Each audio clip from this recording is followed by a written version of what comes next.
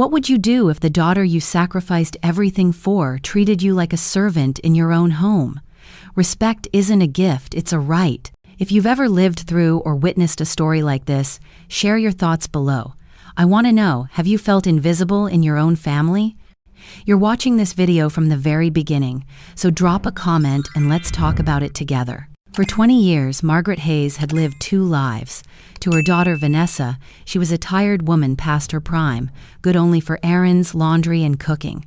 But to the rest of Manhattan, though, no one in her family knew Margaret was the quiet force behind Hayes Consulting Group, a boutique firm that had saved more than one Fortune 500 company from collapsing. Yet inside the four beige walls of her suburban Westchester kitchen, she wasn't a CEO. She was invisible. The evening sunlight streamed in through the blinds, catching dust motes in the air as Margaret stood at the counter, scrubbing a wine glass that wasn't even hers. Vanessa's voice sliced through the stillness from the other room. "Mom, don't forget the flowers this time. White roses, no lilies. Lilies are depressing, and this birthday has to sparkle." Margaret clenched her jaw, her hands tightening around the glass. White roses imported, expensive, fragile, just like her daughter. Richard Cole, Vanessa's husband, chimed in with his usual arrogance. "And make sure the champagne is Dom Perignon, Margaret. None of that bargain stuff from Costco." Margaret closed her eyes, letting the sting of his words wash over her. She had bought Richard his first tailored suit years ago, back when he was fumbling through job interviews. Now he couldn't look at her without curling his lip in disdain. Vanessa swept into the kitchen, silk blouse gleaming, a folder of papers clutched in her manicured hand. She slapped it onto the counter. "Here, the gala plan. You'll need to sign off on the vendor deposits tonight. Just use your card. Don't worry, I'll pay you back." The lie was so casual it almost sounded like truth. Vanessa never paid her back. Not once. Margaret picked up the folder and flipped through it. Floral arrangements that cost more than a semester at NYU, crystal tableware, a ballroom at the Waldorf Astoria in Midtown Manhattan. 40 guests, mostly socialites, none of whom would remember Vanessa's name the next morning. Her daughter's eyes gleamed with vanity. "This is my year, Mom. I'm turning 38, and everyone will see the kind of woman I've become. Strong, elegant, admired." Strong? Elegant? Margaret thought bitterly. Admired? Vanessa hadn't earned respect, she demanded it, and every demand came at Margaret's expense. Still, she forced a smile, the same one she'd worn for decades. "Of course, sweetheart, I'll take care of it." That was the role. After all, the servant mother, the doormat, the invisible backbone of a family that didn't know the meaning of gratitude. Yet that same night, as she packed away leftovers no one would eat, Margaret's phone buzzed with an email notification. She wiped her hands on her apron and tapped the screen. From Catherine Monroe. Subject: "Congratulations, contract approved." Margaret's breath caught. Catherine Monroe, CEO of Monroe Hotels, one of the most prestigious hospitality chains in the country, had just signed a $5 million consulting deal with Hayes Consulting Group. Margaret sank into a chair, the email glowing like a lighthouse in the storm of her domestic servitude. In her professional world, she wasn't invisible. She was indispensable. Catherine Monroe didn't see a servant. She saw a strategist, a visionary. Margaret let herself exhale. For years, she had hidden this double life, afraid of the chaos it would bring if Vanessa ever discovered that her mother, her so-called washed-up housewife, was a woman of influence. It was easier to stay silent, to let Vanessa bask in her illusions of superiority. But tonight, as she stared at the signed contract, a thought crystallized. Why should she keep hiding? Why keep serving a daughter who only saw her as a maid in sensible shoes? The next morning, Vanessa came barreling into the kitchen, heels clicking against the hardwood. "Mom, did you order the champagne?" The florist called. "They need your payment today." Margaret set down her coffee mug, calm as stone. "I'll handle it." Vanessa barely looked up from her phone. "Good. Don't mess this up, Mom. This party is everything." She didn't notice the flicker in her mother's eyes, the quiet rebellion blooming in a woman who had had enough. Later that day, Margaret stepped into the glass tower in Manhattan, where Hayes Consulting Group operated. Marcus Lee, her loyal COO, greeted her with a grin. Congratulations, Margaret. Catherine Monroe herself wants you at the board meeting next week. She says she trusts your instincts more than anyone else's. Margaret nodded, slipping into her tailored blazer, the fabric hugging her like armor. Here she wasn't Vanessa's invisible mother. Here she was a force. Still, as she sat at her mahogany desk, one question gnawed at her. How long could she live this double life? Sooner or later, the two worlds would collide. That night, she returned home to find Vanessa spread out on the couch, sipping wine, scrolling through Instagram. Sophie, her granddaughter, sat cross-legged on the rug, coloring quietly. "Grandma," Sophie whispered, tugging on her sleeve, "why does Mommy always tell you what to do?" Margaret's heart clenched. Out of the mouths of children came the most cutting truths. She kissed Sophie's forehead and whispered back, "Because sometimes people forget who you really are." But Margaret wasn't going to let them forget much longer. As she tucked Sophie into bed later, she heard Vanessa laughing in the living room, talking loudly on the phone. "My party will be unforgettable. Everyone will see who I really am." Margaret lingered in the doorway, watching her daughter through the slats of the blinds. Vanessa thought the gala would cement her place in high society, but Margaret knew better. Respect wasn't earned through glittering chandeliers or overpriced champagne. It was earned through truth, and truth had a way of showing up when you least expected it. Margaret closed the folder of gala plans, her fingers resting on the embossed Waldorf Astoria logo. Her mind was already spinning, plotting not out of spite, but out of necessity. She whispered into the quiet room, her words a vow only she could hear. "This year, Vanessa, you won't just throw a party. You'll finally see me." Margaret stacked the gala papers neatly on the counter, her expression unreadable. To Vanessa, it looked like agreement, like compliance. But deep inside, Margaret felt the ground shifting. For the first time in 2 decades, she wasn't afraid of her daughter's scorn. She was preparing for something far more dangerous, the collision of her two worlds. And as she turned off the kitchen light, her phone buzzed again, a second email from Catherine Monroe. "Margaret, we'll need you at the Waldorf Astoria ballroom next week for the preliminary walkthrough. I've cleared the space for you." The very same ballroom Vanessa had booked for her birthday gala. Margaret froze, her pulse quickening. What would happen when her daughter's illusion and her own hidden truth collided under the same glittering chandeliers? Margaret Hayes's mornings were scripted like a Broadway play, rehearsed so many times she could perform them blindfolded.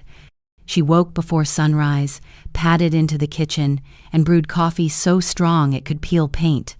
She fried eggs, buttered toast, and left them on the counter for Vanessa and Richard, though neither ever thanked her. By 7, Richard was barking at emails.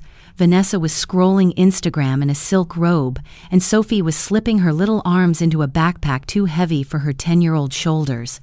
"Mom," Vanessa said between sips of her latte, "don't forget to confirm the DJ today. And the seating chart, I want to be placed in the center, obviously. People need to see me." Margaret nodded without a word. She had learned long ago that resistance only fed her daughter's theatrics. Better to nod, smile, and save her energy for battles worth fighting.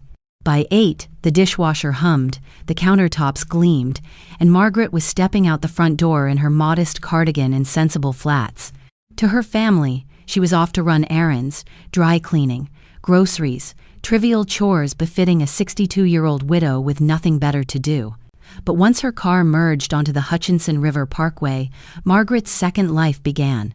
She parked in the underground garage of a glass tower on Madison Avenue, swiped her access card, and rode the elevator to the 28th floor.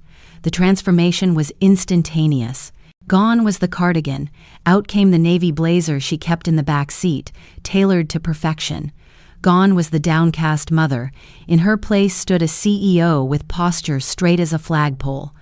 "Good morning, Miss Hayes," the receptionist greeted with a warmth that felt like oxygen after suffocation. "Morning, Ava," Margaret replied, her voice steady, commanding, alive. Marcus Lee, her COO, appeared at her office door holding 2 lattes. "Double shot? Just how you like it. And congratulations again, 5 million, Margaret. Catherine Monroe doesn't put her signature on just anyone's contract." Margaret smiled, accepting the cup. Here, respect wasn't begged for. It was given freely, earned through competence. The office buzzed with energy as her team prepared slides for the Monroe Hotel's board meeting. Charts lit up the projector, showcasing revenue forecasts and operational strategies. Margaret guided every detail, her sharp eye catching errors others missed. She was relentless, but also nurturing, mentoring her staff the way she had once hoped to nurture Vanessa. And yet, as she clicked through slides of profit margins and market trends, her phone buzzed again. A text from Vanessa. "Mom, did you order the balloons? Rose gold? Don't screw this up." The two lives pressed against each other, threatening to burst the fragile membrane separating them.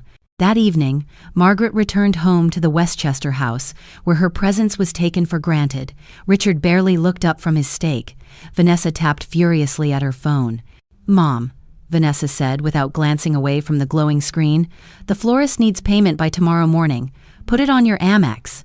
Margaret carried her own plate to the sink, her mind miles away. She could almost hear Marcus's voice in the office, crisp and professional. "Our strategy positions Monroe Hotels to dominate the market." And then Vanessa's, shrill and entitled, "Put it on your card." Mom.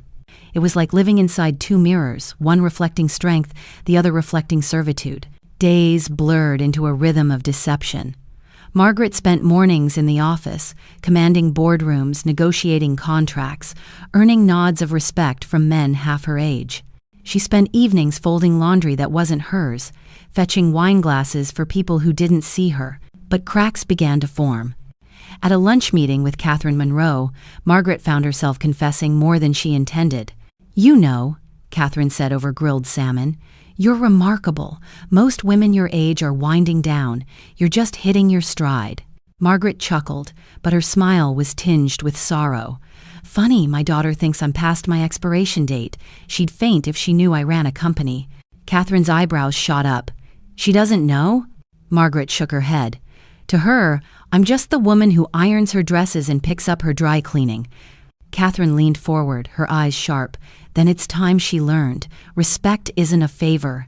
It's a right." The words lodged in Margaret's chest like a seed waiting to bloom. The following week, Vanessa's demands escalated. She wanted a custom cake flown in from Los Angeles. She wanted a photographer who charged more than Margaret's first year of college tuition. She wanted perfection, at any cost.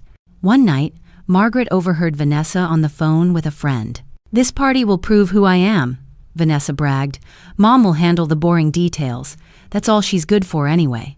The words cut deeper than any knife. Margaret retreated to her bedroom, shut the door, and stared at her reflection in the mirror.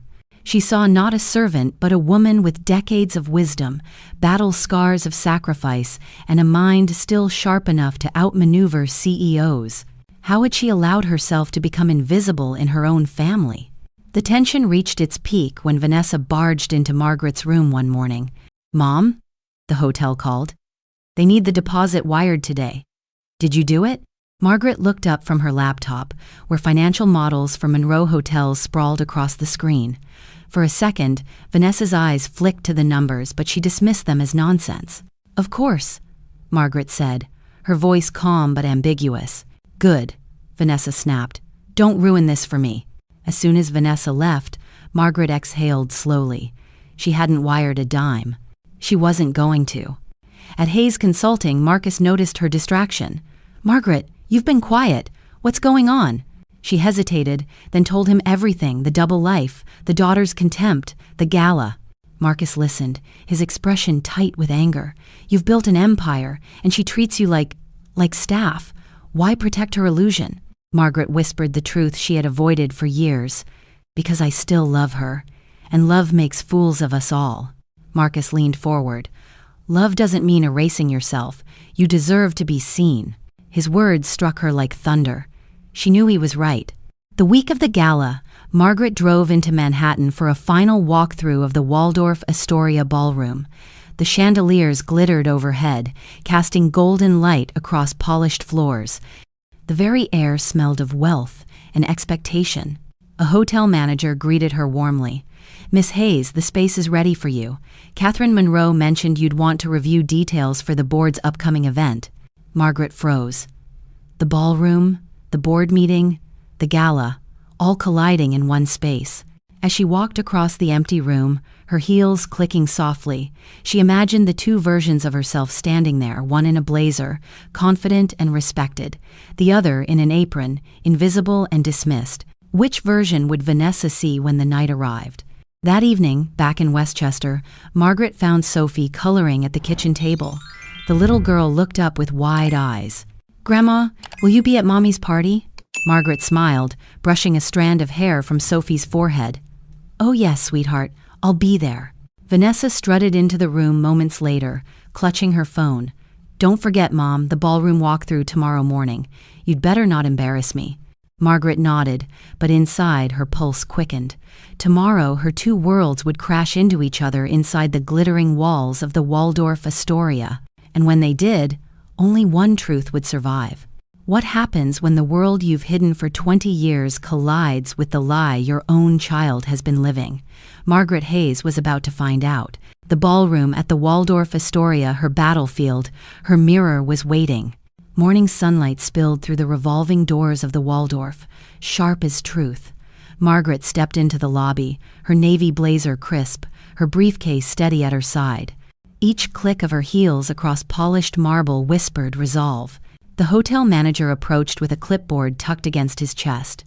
"Good morning, Miss Hayes. The ballroom is cleared, just as you requested." Miss Hayes. The sound of it carried respect, not obligation. For once, her name was free of the invisible chains her daughter had wrapped around it. As she followed him through hushed corridors, she inhaled the faint scent of citrus polish and fresh flowers. Every step was both terrifying and liberating. She knew she wasn't simply walking toward a ballroom, she was walking toward a collision she could no longer delay. The double doors opened. The grand ballroom unfolded in silence, chandeliers glittering like frozen galaxies. Long mirrors reflected endless versions of herself, while bare tables waited like unscripted lines. Margaret's chest tightened. This was the very space Catherine Monroe's board would occupy in 3 days. And yet, in less than a week, Vanessa expected this same room to be transformed into a glittering shrine to herself. 1 stage. 2 performances. Only one could hold. The manager gestured to the floor plan. "For the Monroe meeting, we suggest a U-shaped arrangement here. Strong sightlines, easy dialogue." Margaret nodded, but her gaze clung to her reflection. For a split second, she swore she saw 2 selves overlapping, one in her blazer, dignified and composed, and another in a faded cardigan, bent under the weight of shopping bags. She touched the cool glass of a table as if testing which version of herself was real. The illusion shattered at the sound of stilettos. Vanessa swept into the ballroom, silk blouse gleaming, her chin tilted at an angle she'd practiced since childhood. Richard followed, eyes glued to his phone, thumbs tapping like a man too important for the room. "Mother," Vanessa said sharply, her tone slicing the quiet. "Finally! Do you understand how crucial this is? Everything has to be flawless." Richard glanced up, smirking. "Don't let her screw it up, Vanessa. People notice when things are cheap." The hotel manager shifted uneasily, his professionalism strained. Vanessa turned to him, voice dripping entitlement. "The champagne order you confirmed the magnums of Dom Perignon?" The manager hesitated. "We haven't received a deposit, ma'am." Vanessa's eyes narrowed, snapping to Margaret. "Mother, tell me you handled it." Margaret's pulse slowed. She looked straight at her daughter and said evenly, "No, Vanessa, I haven't." The silence that followed was louder than applause. Even the chandeliers seemed to hold their breath. "What do you mean you haven't?" Vanessa's voice pitched higher. "You always handle it. That's your role." Margaret took a step closer.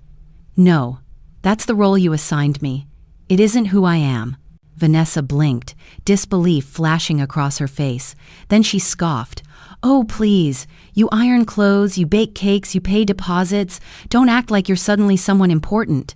Richard chuckled. Cruel and careless. Maybe she's just getting old, losing touch.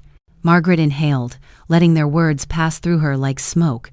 Then, slowly, she reached into her briefcase. With deliberate precision, she placed a thick folder onto the nearest table. The sound echoed through the ballroom. "This," she said, her voice firm, "is what I do. Catherine Monroe and her board trusted me with a multi-million-dollar strategy. In 3 days, they'll be sitting in this room listening to me." Vanessa laughed, brittle as glass. "You expect me to believe that fantasy?" Margaret flipped the folder open. Pages of charts, projections, and signed contracts gleamed beneath the chandeliers. "It's not fantasy, it's fact." The manager leaned over, scanning the signatures. His brows lifted with recognition. "She's correct. Miss Hayes is listed as lead consultant. The Monroe account is hers." The air shifted. Vanessa's lips parted, but no words came. Just then, small footsteps pattered across the marble. Sophie entered, clutching her backpack straps, eyes wide at the glittering chandeliers. She froze at the tension in the room. "Grandma," she whispered, "why is everyone so mad?" Margaret bent down, smoothing a strand of hair from her granddaughter's forehead. "Because sometimes, sweetheart, the truth finally decides to show up." Vanessa's tone turned sharp, frantic. "Sophie, go wait in the lobby." But Sophie shook her head. "I want to stay with Grandma." The child's quiet defiance seemed to pierce through the silk and pretense. For a fleeting second, Margaret saw fear flicker across her daughter's face, not fear of her mother, but fear of being seen for who she really was. Richard broke the silence with his sneer. "So what? You've got a desk job downtown? Big deal. This party is Vanessa's stage, not yours." Margaret straightened, her voice clear and unwavering. "It's never been about the party, Richard. It's about respect, and respect isn't negotiable." Her words rang against the mirrors, bouncing back sharper each time. Vanessa's cheeks flushed crimson. "You're trying to humiliate me, in front of him, in front of everyone." She gestured at the hotel manager, at Sophie, at the world that was suddenly watching. Margaret shook her head. "No, Vanessa, I'm showing you that the stage you've demanded me to build was never mine to hold up. The question is, what will you do when it collapses?" The manager, caught in the tension, murmured, "I'll give you privacy." He slipped away, leaving only mother, daughter, granddaughter, and the weight of unspoken years. Vanessa's voice cracked. "You wouldn't let me fail. You can't. You're my mother." Margaret met her gaze, unflinching. "I already have let you fail, and I'm still standing." Vanessa staggered back, her composure unraveling. Richard muttered curses and stormed toward the exit, phone pressed to his ear, already spinning excuses. Sophie clung tighter to her grandmother's arm. "Grandma, are you really okay?" Margaret kissed her forehead softly. "For the first time in a very long time, sweetheart, I am." Margaret closed the folder, slid it back into her briefcase, and stood tall under the chandeliers. Vanessa's voice wavered, stripped of armor. "So, what happens now?" Margaret paused at the double doors, Sophie's small hand in hers. She glanced back, her eyes steady. "In 3 days, Vanessa, you'll see exactly who I am. The real question is, will you be ready to face who you are?" The doors swung open. She stepped into the hallway, leaving Vanessa trembling in the mirrored room, alone with the question. Scandals don't need fire to burn. All it takes is one careless whisper, a photo shared at the wrong moment, or a desperate lie told to the right ear. By sunrise, Margaret Hayes discovered that the whispers swirling around her daughter's failed gala had already turned into a wildfire. The spark. She sat at the kitchen table in Westchester, coffee steaming in her favorite chipped mug. The phone buzzed non-stop notifications, headlines, texts. Margaret scrolled with a steady hand, though her chest felt tight. Empty ballroom, cold pizza, the socialite birthday gone wrong. The photo was merciless. Silver platters stacked with greasy cardboard boxes beneath glittering chandeliers. The caption was worse, "When vanity parties meet poor planning." Margaret sipped her coffee slowly, tasting bitterness that wasn't just caffeine. The silence cracked with heels pounding across hardwood. Vanessa stormed in, mascara smudged, hair still perfect. Her phone shook in her hand. "Mother, do you see this? You've ruined me. Do you know what this does to my reputation?" Richard followed, jaw tight, phone glued to his ear. "We should sue the hotel, or better sue her." He jabbed a finger at Margaret. Margaret set her mug down carefully. "You created this mess, not me." Vanessa's voice shrilled. "Don't you dare turn this on me. I'm the one humiliated. My friends saw the photos. New York is laughing." Margaret's gaze was steady. Now you know how it feels, Vanessa, to be invisible, to be dismissed, to have people laugh while you ache inside. Her daughter blinked, momentarily thrown off. The backlash. By midday, the scandal snowballed. Talk shows mocked the pizza gala. Morning radio DJs joked about ordering a slice at the Waldorf. Social media birthed hashtags number slice of humility, number ballroom box set, number Vanessa unplugged. Neighbors whispered across hedges. Grocery clerks stared too long. Margaret's phone pinged with messages from distant cousins she hadn't heard from in years. Even Sophie wasn't spared. She came home with furrowed brows. Grandma, kids at school said Mommy's party was on TikTok. They laughed. Margaret hugged her granddaughter tightly. The girl's small body trembled with secondhand shame. "You're not responsible for this, sweetheart. Adults sometimes make their own messes," Sophie whispered. "But why do they make you clean it up?" The words landed like an arrow. Margaret stroked her hair, unable to answer. Vanessa's counterattack. That evening, Vanessa reappeared in the living room with an announcement. "I've scheduled an interview tomorrow. Live. I'll set the record straight." Margaret arched a brow. Straight or skewed? Vanessa ignored the jab. "People need to know I'm not incompetent. They need to know whose fault this really island." Richard added, "Spin it right and we recover. Spin it wrong and you're done."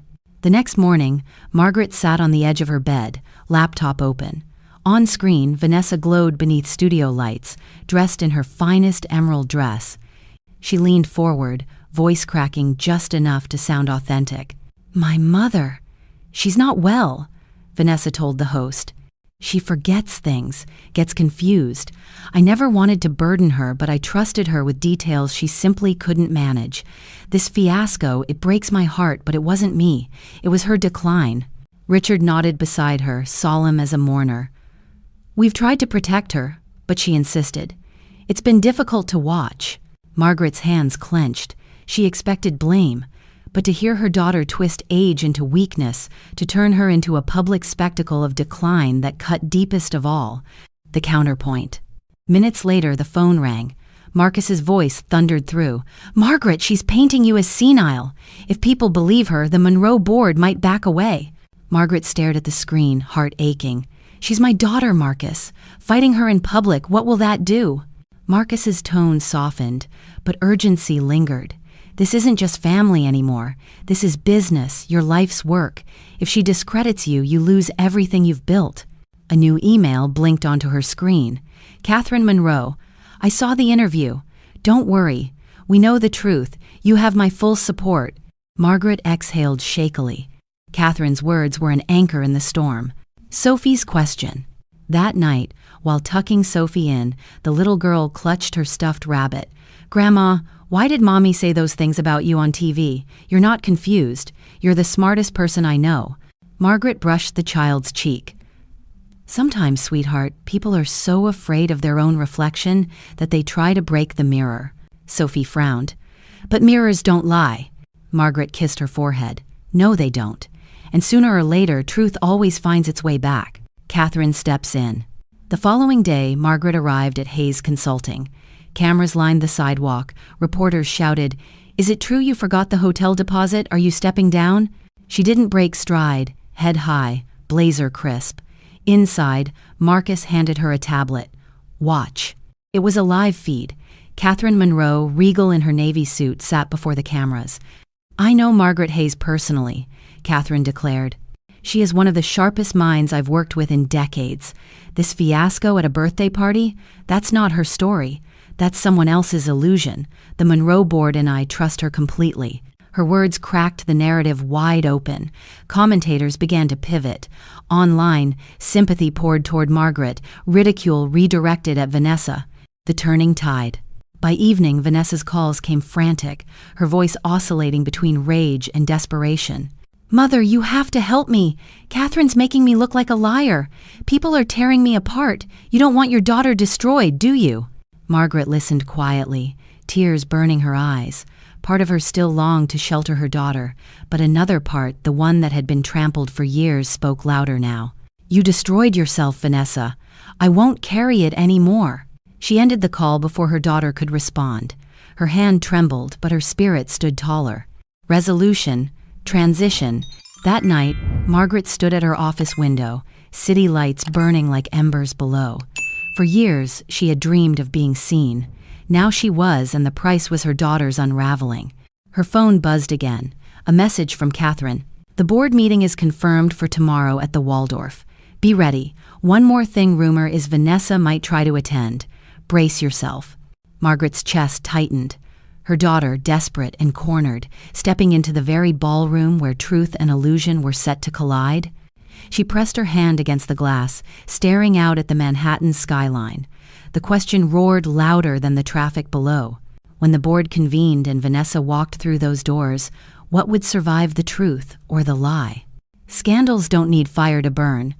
All it takes is one careless whisper, a photo shared at the wrong moment, or a desperate lie told to the right ear. By sunrise, Margaret Hayes discovered that the whispers swirling around her daughter's failed gala had already turned into a wildfire. She sat at the kitchen table in Westchester, coffee steaming in her favorite chipped mug. The phone buzzed, nonstop notifications, headlines, texts. Margaret scrolled with a steady hand, though her chest felt tight. Empty ballroom, cold pizza, the socialite birthday gone wrong. The photo was merciless. Silver platters stacked with greasy cardboard boxes beneath glittering chandeliers. The caption was worse: when vanity parties meet poor planning. Margaret sipped her coffee slowly, tasting bitterness that wasn't just caffeine. The silence cracked with heels pounding across hardwood. Vanessa stormed in, mascara smudged, hair still perfect. Her phone shook in her hand. "Mother, do you see this? You've ruined me. Do you know what this does to my reputation?" Richard followed, jaw tight, phone glued to his ear. "We should sue the hotel, or better sue her." He jabbed a finger at Margaret. Margaret set her mug down carefully. "You created this mess, not me." Vanessa's voice shrilled. "Don't you dare turn this on me. I'm the one humiliated.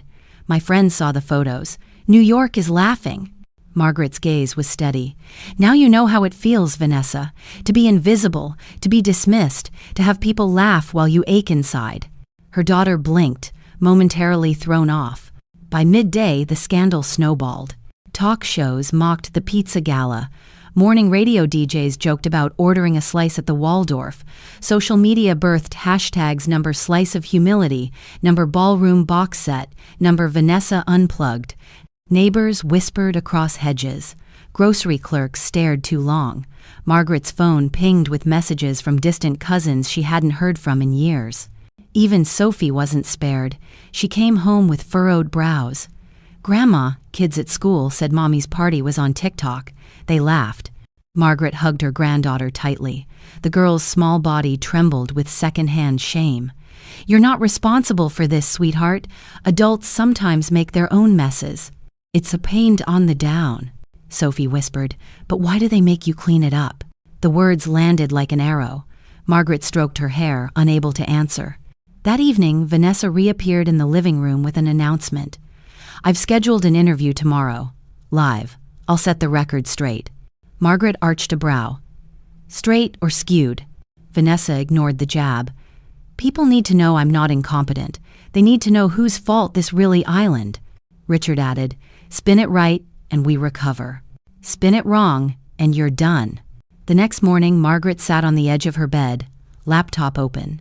On screen, Vanessa glowed beneath studio lights, dressed in her finest emerald dress. She leaned forward, voice cracking just enough to sound authentic.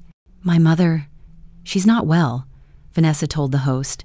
"She forgets things, gets confused. I never wanted to burden her, but I trusted her with details she simply couldn't manage. This fiasco, it breaks my heart, but it wasn't me. It was her decline." Richard nodded beside her, solemn as a mourner. "We've tried to protect her, but she insisted. It's been difficult to watch." Margaret's hands clenched.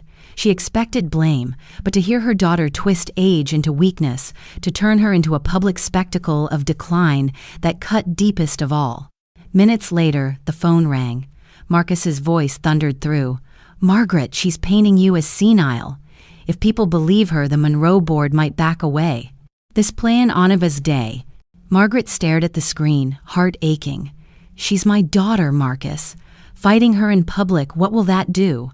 Marcus's tone softened, but urgency lingered. This isn't just family anymore. This is business, your life's work. If she discredits you, you lose everything you've built. A new email blinked onto her screen. Catherine Monroe, I saw the interview. Don't worry, we know the truth. You have my full support. Margaret exhaled shakily. Catherine's words were an anchor in the storm. That night, while tucking Sophie in, the little girl clutched her stuffed rabbit. Grandma, why did Mommy say those things about you on TV? You're not confused. You're the smartest person I know. Margaret brushed the child's cheek. Sometimes, sweetheart, people are so afraid of their own reflection that they try to break the mirror. Sophie frowned. But mirrors don't lie. Margaret kissed her forehead. No, they don't. And sooner or later, truth always finds its way back. The following day, Margaret arrived at Hayes Consulting. Cameras lined the sidewalk. Reporters shouted, "Is it true you forgot the hotel deposit? Are you stepping down?" She didn't break stride. Head high, blazer crisp. Inside, Marcus handed her a tablet. Watch. It was a live feed. Catherine Monroe, regal in her navy suit, sat before the cameras. I know Margaret Hayes personally, Catherine declared. She is one of the sharpest minds I've worked with in decades. This fiasco at a birthday party, that's not her story. That's someone else's illusion. The Monroe board and I trust her completely. Her words cracked the narrative wide open. Commentators began to pivot. Online, sympathy poured toward Margaret, ridicule redirected at Vanessa. By evening, Vanessa's calls came frantic, her voice oscillating between rage and desperation. Mother, you have to help me. Catherine's making me look like a liar. People are tearing me apart.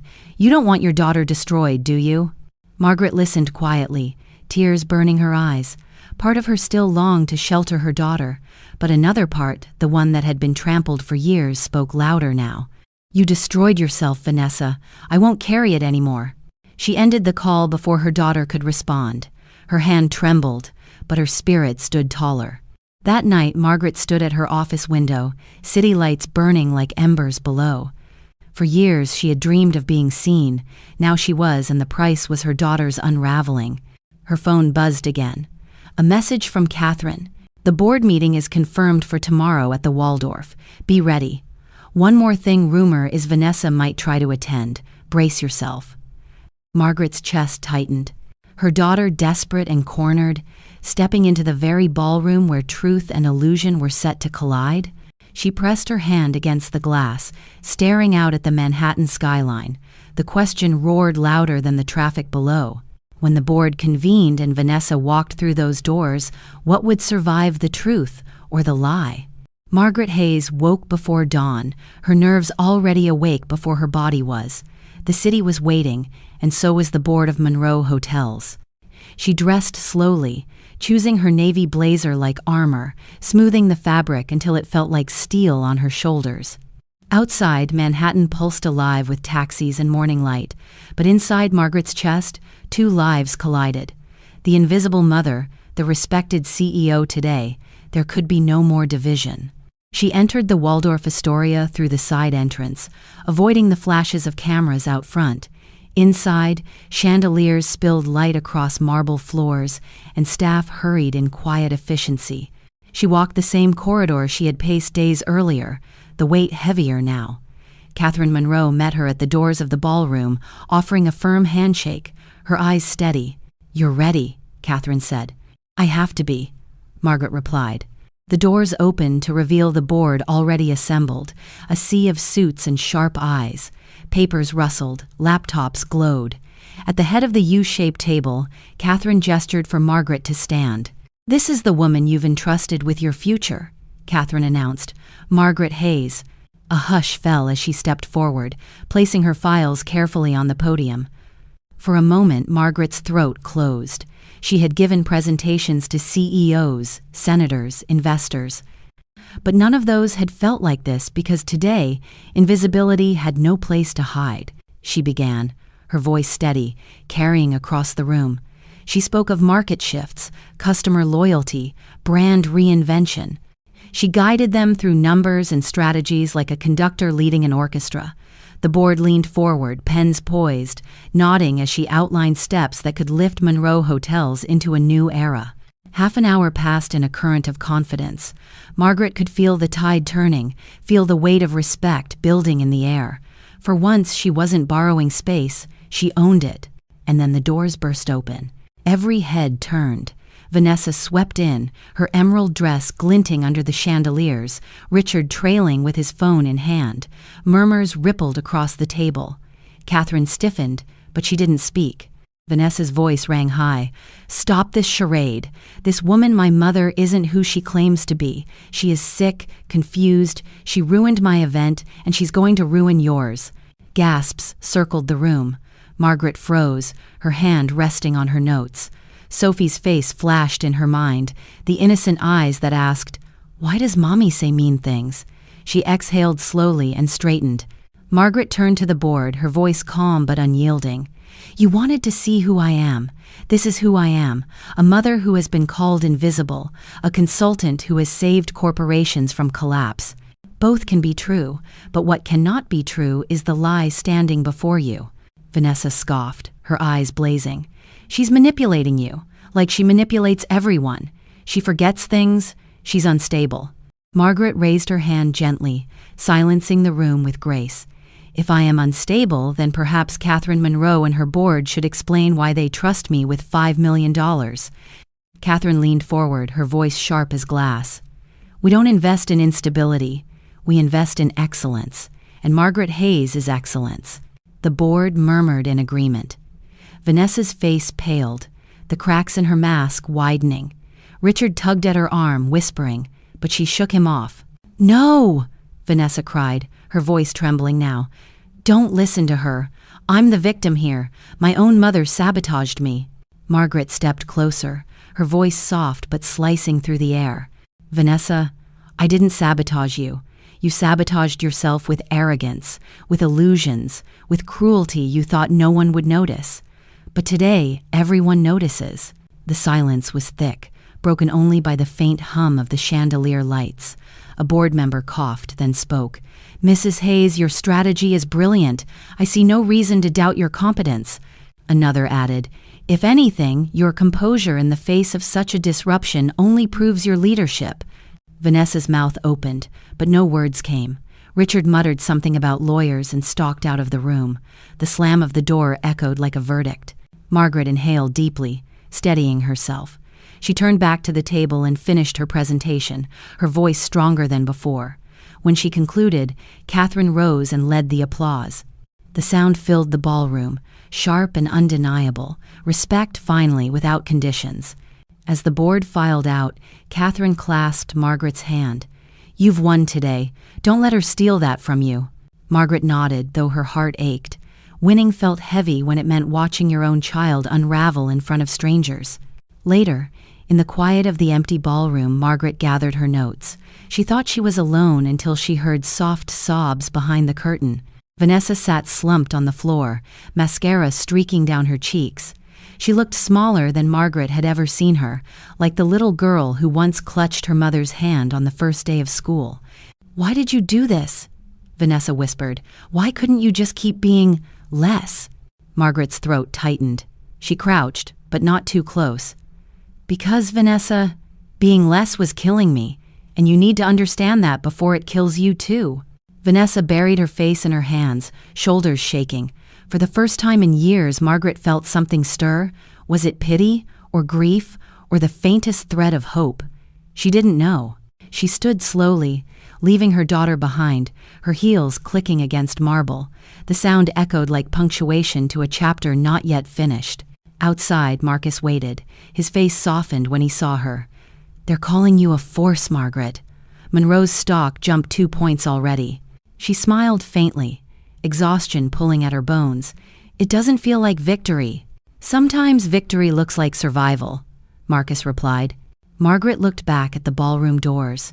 Vanessa was still inside, broken but not gone. The storm wasn't over. That night, in her Westchester home, Margaret tucked Sophie into bed. The little girl asked softly, "Grandma, are you and Mommy friends again?" Margaret kissed her cheek, her voice catching. "We're still family, sweetheart.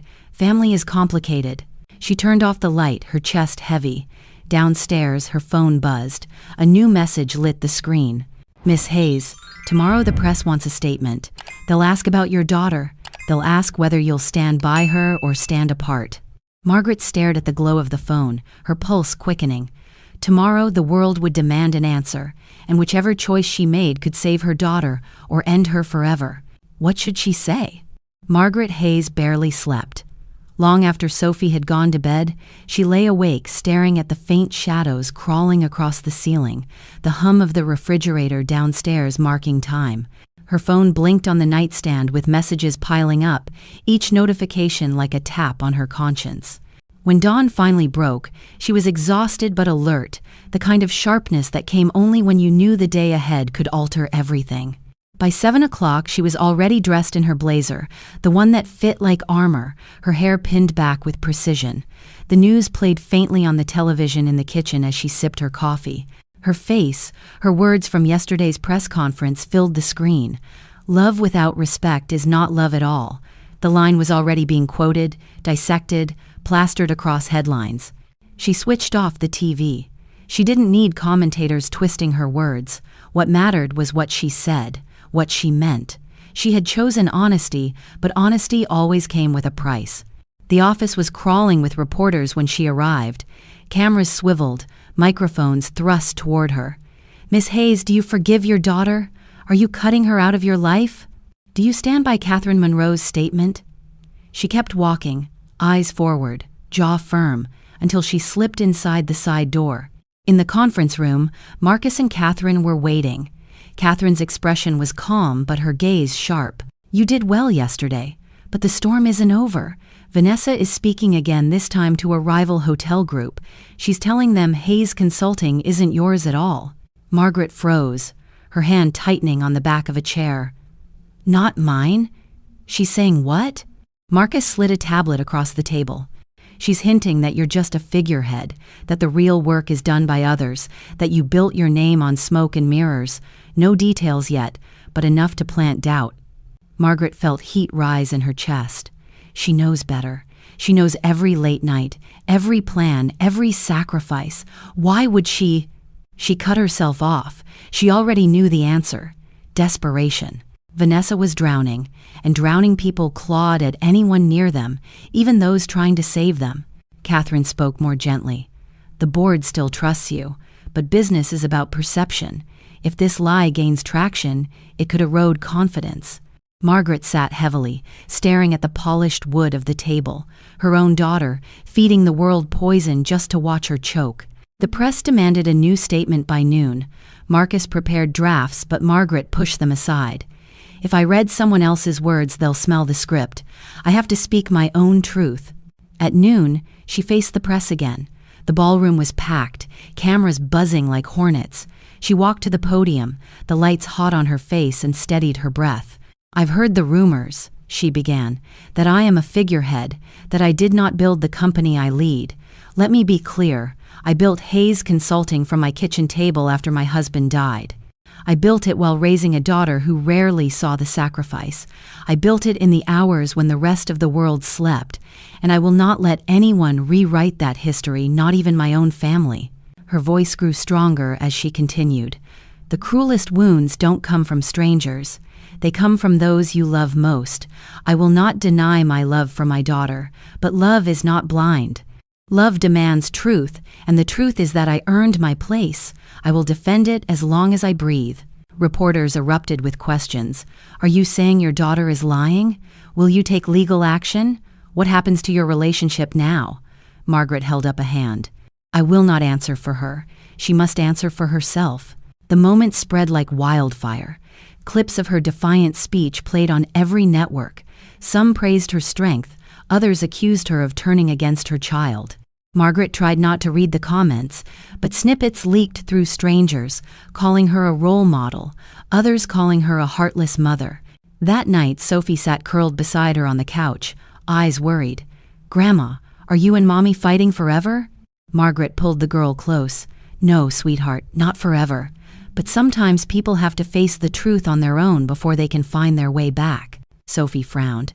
But Mommy said bad things about you. Margaret kissed her hair. Words can hurt, but they can't erase who I am. And one day, she'll see that too. The house was quiet, but Margaret's heart was not. Near midnight, her phone buzzed again. It was Marcus. His voice was taut. Margaret, Vanessa's gone further. She's not just whispering to rivals. She's giving someone documents, old drafts, scraps, anything she can twist to make it look like you weren't the mind behind Hayes Consulting. Margaret pressed a hand to her temple. There's nothing real there. She knows that. Marcus exhaled. Truth isn't the point anymore. She wants to see you fall, and some people would rather believe a scandal than a lifetime of work. After the call, Margaret sat in the darkened living room, the only light coming from the street lamp outside. She stared at the framed photo on the mantel, Vanessa at 10 years old, smiling, leaning against her mother's side with pride. The girl in that photo felt like a stranger now. Her mind churned. If Vanessa truly handed over documents, even innocent ones, the media could twist them. The company could be dragged through hearings. The board could lose faith. Everything Margaret had built could crumble, not from failure, but from betrayal. Her hands trembled as she whispered into the stillness. If my own daughter burns me down, who will I be when the ashes settle? She sat there until the clock struck 1, listening to the hum of the refrigerator and the tick of the wall clock, her chest heavy with grief and defiance tangled together. Outside, the city moved on, uncaring. Inside, a mother wrestled with the unthinkable, not just losing her daughter's love, but being destroyed by it. When her phone buzzed again, she almost didn't answer, but the message on the screen made her blood run cold. Miss Hayes, this is a courtesy notice. A major network plans to air an exclusive interview with your daughter tomorrow night. She claims she has proof that you've lived a lie. Would you like to comment before it goes live? Margaret's hand shook as she lowered the phone. The storm wasn't coming, it was already here. And the only question left was, when the lights went on tomorrow night, would the world believe the daughter who betrayed her, or the mother finally daring to stand in the light? Margaret Hayes sat in her living room long after midnight, the glow of her phone screen the only light cutting through the dark. 2 words blinked back at her from the anonymous text, "Check tomorrow." It was not the kind of message one ignored. It held the cold weight of both a threat and a warning, like the creak of a door opening onto a room she did not want to enter. She placed the phone down carefully on the coffee table, as though it were made of glass, and leaned back into the sofa. Her body felt heavy, drained by weeks of public humiliation, but her mind refused to rest. She thought about the interview, about the staged tears Vanessa had shed while painting her own mother as a tyrant and a fraud. She thought about the gossip blooming like weeds in every corner of the city, and she thought about Sophie, sweet Sophie, who still looked at her with innocent faith that Grandma was brave enough to stand through anything. When dawn finally arrived, Margaret brewed a pot of strong black coffee, the kind her late husband used to say could wake the dead. She stood by the window as the street outside came alive, neighbors walking their dogs, joggers pounding the pavement, delivery trucks rattling past. She noticed how people glanced at her house differently now. Some slowed their steps, whispering as though her bricks carried scandal in their mortar. Others pretended not to look at all. Respect and disgrace traveled on the same road, she realized. It just depended which headline was louder. By 9 a.m., Marcus called. His voice carried urgency sharpened by fatigue. Margaret, it's happening again. She leaked documents, this time old memos, scribbled notes, drafts you tossed years ago. Out of context, they're framing them as proof you never owned Hayes Consulting. Margaret's grip tightened on the phone. What kind of documents? Scraps, Marcus said grimly. Budgets that didn't add up, forecasts that never came true, notes you wrote at 2 a.m. after 3 days without sleep. Things any human being would have in their files. To you, their history. To the networks, their blood. Margaret sat heavily at the kitchen table, staring at the faint rings left by coffee cups over the years. She wants to erase me, she whispered. Or burn everything down, Marcus muttered. Either way, she's putting herself at risk too. This is sabotage, plain and simple. By noon, the networks were buzzing like hornets. Commentators waved printouts of her old notes as though they were sacred artifacts of her downfall. One anchor leaned in dramatically, saying, "If Margaret Hayes could miscalculate then, what else might she be hiding now?" Clips circulated online faster than truth ever could. Then came the call from Catherine Monroe. Her tone was brisk, clipped, like steel cutting paper. "Margaret, the board is rattled. We stand behind you, but optics matter. You must respond tonight. If you stay silent, silence becomes guilt." Margaret wanted to slam the phone down, to scream into the empty house, to retreat into the safety of invisibility. But invisibility had already cost her 20 years of her life. She wasn't going back to being a ghost in her own story. That afternoon, she drove into Manhattan, each mile tightening the knot in her chest. Outside the glass tower of Hayes Consulting, reporters crowded the steps, cameras flashing like lightning. "Do you deny the evidence?" one shouted. "Will you resign?" yelled another. Margaret walked past them, her heels striking the pavement with the rhythm of defiance. Inside, Marcus met her with a tight jaw and a flash of worry in his eyes. "You look calm," he said quietly. "I'm not," she admitted, "but calm is what they'll see." At 8 o'clock, she stood before the cameras again. This time, she refused the teleprompter. No carefully polished script, only her truth. "My daughter has shown the world fragments of my work," she began, her voice steady, almost tender. "She calls them proof that I am a fraud. I call them proof that I am human." The room stilled. Margaret went on. "Every entrepreneur, every leader, every parent learns through mistakes. Those scraps of paper are not evidence of weakness. They are evidence of perseverance. They show I stumbled, but I kept moving. They show I refused to quit. If that is fraud, then we are all guilty." She let the silence stretch before continuing. "Hayes Consulting is mine, built with my mind, my labor, my sacrifices, built while raising a child alone, built while being told I was too small, too female, too invisible. If my daughter wants to erase that, she erases not just me, but every woman who has fought to be seen in a world that prefers her silent." The applause was tentative at first, then grew into something undeniable.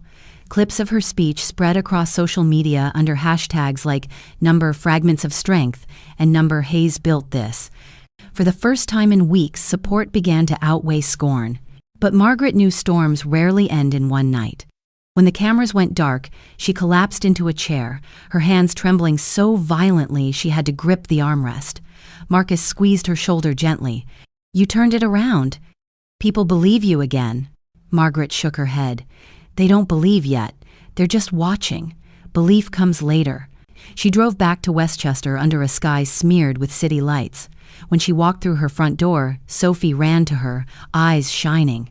"Grandma, you were on TV again. My teacher said you were brave." Margaret knelt and hugged her tightly, inhaling the warm scent of crayons and shampoo in Sophie's hair. "I'm trying to be," she whispered, "for you."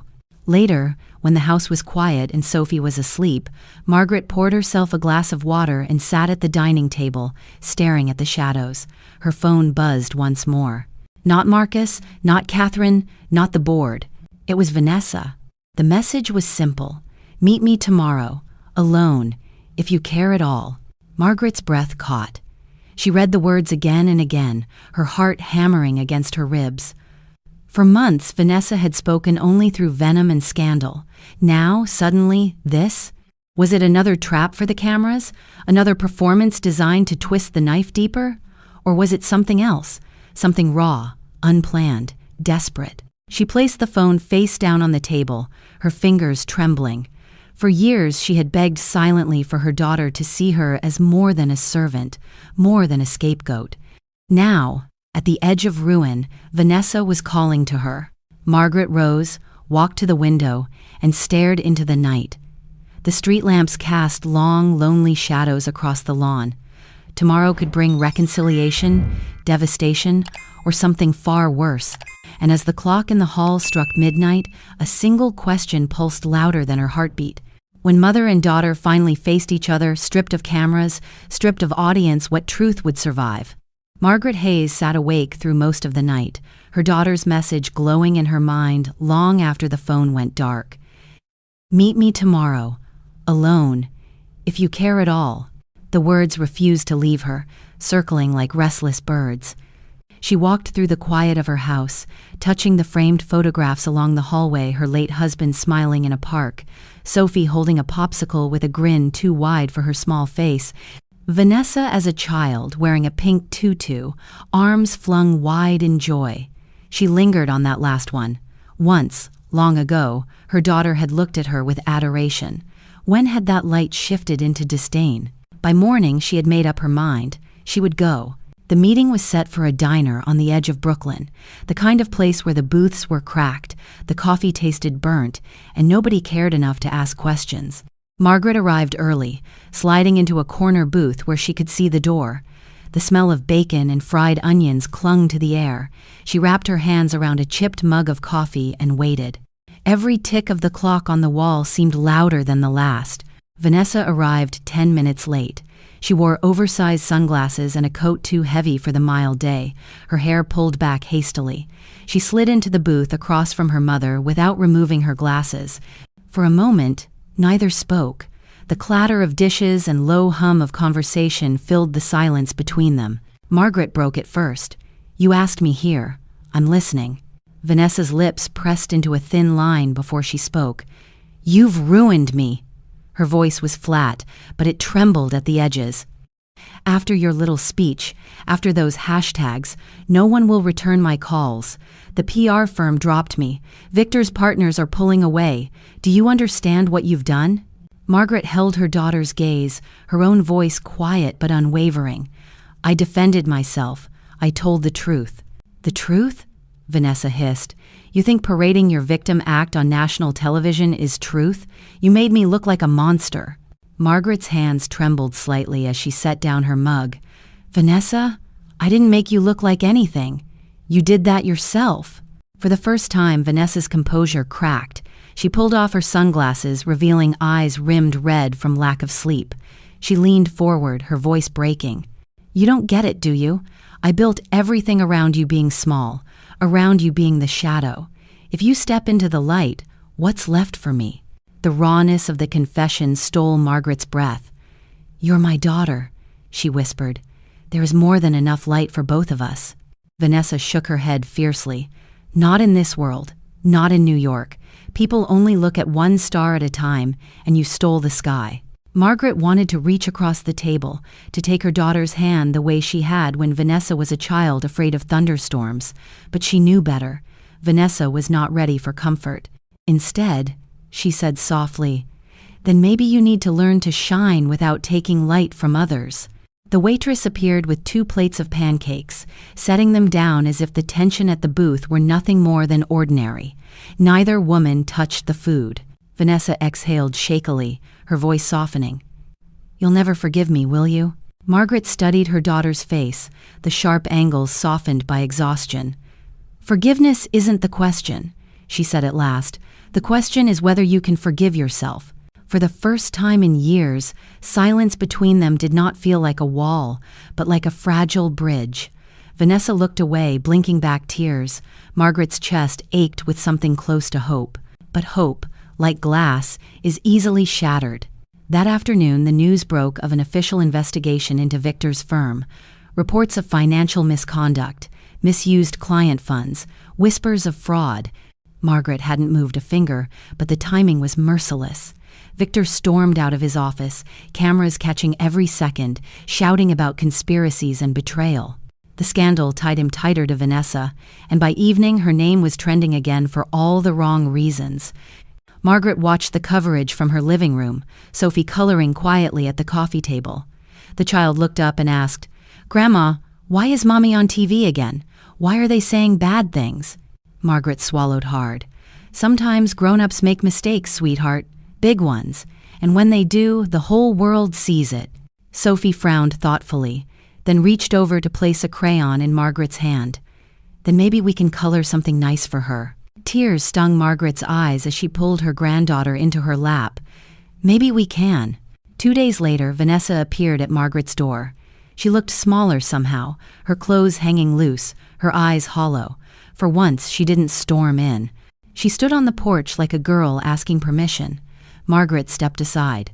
Inside, Vanessa dropped her coat over a chair and sat heavily at the table. "Victor's gone," she said without preamble. "The firm dropped him. The house isn't ours anymore. And she broke off, pressing her palms to her eyes. "I don't know what to do." Margaret sat across from her, steady but cautious. "Then maybe it's time to stop pretending you can do it all alone." Vanessa laughed bitterly. "You mean come crawling back to you?" "No," Margaret said gently. "I mean learning who you are without the performance." The hours that followed were jagged, filled with sharp words and long silences. But something shifted. For the first time, Vanessa admitted to feeling afraid of being ordinary, afraid of being unloved if she wasn't dazzling, afraid of becoming invisible. Margaret listened, not as a CEO, not as a woman fighting for her reputation, but as a mother who remembered the little girl with the pink tutu. When Sophie wandered sleepily into the room, Vanessa froze. The child blinked at her mother, then crawled into her lap without hesitation. "Hi, Mommy," she murmured. Vanessa's arms tightened around her daughter as if she were a lifeline. Her face crumpled, and for once, there were no cameras to capture it. Over the next week, Margaret drew boundaries as carefully as chalk lines.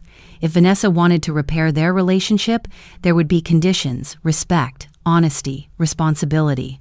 She wrote them on a card and left it on the table where Vanessa could see it every day she visited. At first, Vanessa scoffed, but slowly, she began to comply. She apologized to the hotel staff she had once blamed. She met with a counselor, twice, though she left both sessions shaken. Margaret knew it was not redemption. It was only the beginning of a long road. But beginnings mattered. On a quiet Sunday, Margaret hosted a dinner at her home. Marcus and Catherine joined, along with a few colleagues who had stood by her through the storm. Vanessa sat at the table too, subdued, listening more than she spoke. Sophie beamed between them, proud of the family gathered around her. For once there was no spectacle, no performance. Only food, laughter, and the fragile sense that perhaps healing was possible. When the guests had gone and the dishes were stacked in the sink, Margaret walked Vanessa to the door.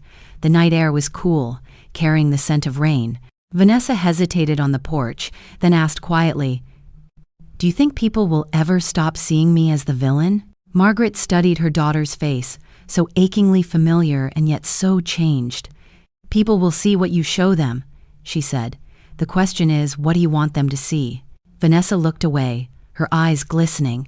She nodded once, then disappeared into the night.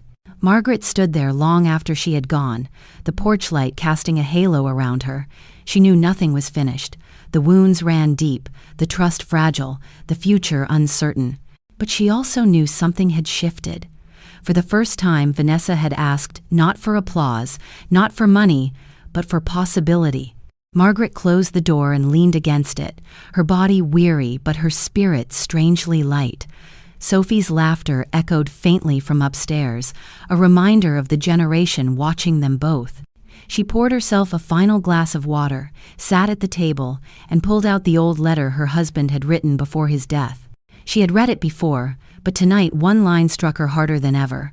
"Respect is not a gift you beg for, it is a boundary you draw." Margaret traced the words with her finger, then folded the letter carefully and slipped it back into the drawer. Her phone buzzed. A new message lit the screen. No name, just a number she didn't recognize. "You think it's over, but you don't know the whole story." Margaret's breath caught. She stared at the message, her heart pounding, her mind racing. Who was it? Victor? A stranger? Someone else entirely? The house was silent except for the ticking of the clock. And in that silence, one truth pressed against her chest, like a weight she couldn't ignore. The story wasn't finished. Not yet. Life rarely unfolds in a straight line. More often, it twists and bends through betrayal, loss, forgiveness, and the painful but necessary act of drawing boundaries. Margaret Hayes' story reminds us that even in the most intimate relationships between parent and child, respect cannot be taken for granted. It must be chosen, nurtured, and sometimes demanded. For many watching, her journey resonates because it speaks to a silent truth: love without respect corrodes the soul. How many mothers, fathers, spouses, or friends have hidden in the shadows, sacrificing their worth for harmony that never truly existed. Margaret's decision to step into the light, not with vengeance but with clarity, shows us that dignity is not negotiable. We are not defined by the lies others tell about us, nor by the fragments of our failures, but by the resilience that carries us forward. Her courage also reflects a distinctly American value, the belief that reinvention is always possible. At 62, she refused to be erased. In a culture that too often prizes youth and visibility, she embodied a deeper truth. Wisdom is forged through survival, and survival is its own kind of brilliance. But perhaps the greatest gift her story offers is hope. Even when family fractures, when trust shatters, when love feels weaponized, there is still room for beginnings. Not perfect reconciliation, not fairy tale endings, but the fragile possibility of change, and that possibility is worth protecting. Margaret's story urges us to ask ourselves, where in our own lives have we stayed silent when we should have spoken? Where have we confused love with submission? And most importantly, what boundaries must we draw today to live with the respect we deserve? Because in the end, respect is not a luxury. It is the foundation of a life worth living.